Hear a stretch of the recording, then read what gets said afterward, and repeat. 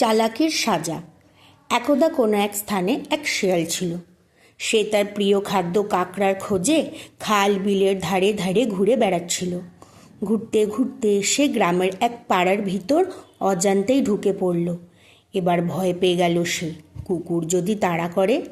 ভয়ে এদিক ওদিক ছোটাছুটি করতে করতে আচমকা একটা ডাব্বার মধ্যে পড়ে গেল। ডাব্বাটা ছিল ধোপাদের নীল জলে ভর্তি। সেই জলে গা ডুবিয়ে মুখটা শুধু জাগিয়ে রেখে সে বসে থাকলো। কয়েকটি কুকুর হেঁটে চলে গেল সেখান দিয়ে। তারা শেয়ালকে দেখতে পেল না। এইভাবে দিন শেষ হয়ে এলো। অন্ধকার নামলো।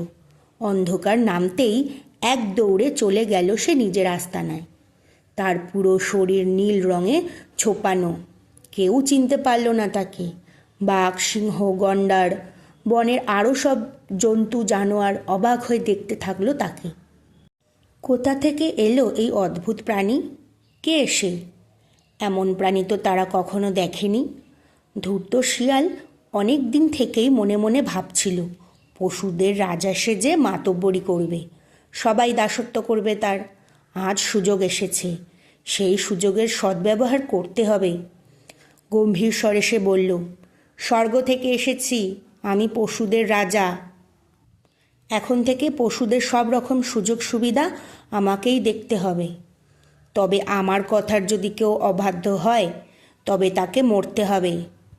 বনের সব পশু মাথা নিচু করে জোড়হাত করে বলল, দয়া করো পশুরাজ, দয়া করো, কি করতে হবে আমাদের বলো।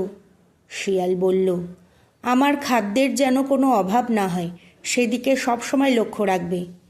তোমরা যাতে সুখে শান্তিতে বসবাস করতে পারো সেটা অবশ্যই আমি দেখব। অতএব এখন শিয়ালকে আর খাবারের খোঁজে বেরোতে হয় না। বনের পশুরাই নানান সুখাদ্য এনে হাজির করে তার কাছে। শিয়াল সেসব খায় আর বহাল তবিয়তে থাকে। বনের সব পশু, এমনকি শক্তিশালী হাতি, গন্ডার বা সিংহ, সকলেই তার বশে থাকে। তারপর একদিন সন্ধ্যায় বনরাজ্যে অধিবেশন বসেছে। নিয়ম অনুসারে রাজা তার আসনে, আর সব জীবজন্তু জন্তু জানোয়ারেরা তাকে ঘিরে বেশ জমজমাট আসর। রাজার বন্দনা গান হলো।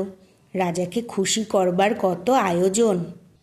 চাটুকরা তো পঞ্চমুখে রাজার গুণগান করতে লাগলো। একটু দূরে বনের এক প্রান্ত থেকে আওয়াজ সহসা ভেসে এলো, হুক্কা হুয়া, হুক্কা হুয়া। শিয়াল উপর দিকে মুখ তুলে কান খাড়া করে দাঁড়িয়ে পড়ল।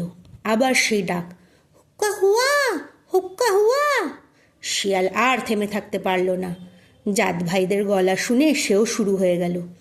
উদ্ভাসে সেও ডেকে উঠল, হুক্কা হুয়া, হুক্কা হুয়া।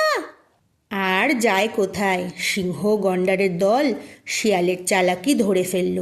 তাকে ছিঁড়ে টুকরো টুকরো করে শেষ করে ফেলল। অতি চালাকির এমন ফলই হয়। গল্পটির উপদেশ হলো, জন্মগত অভ্যাস থেকেই যায়।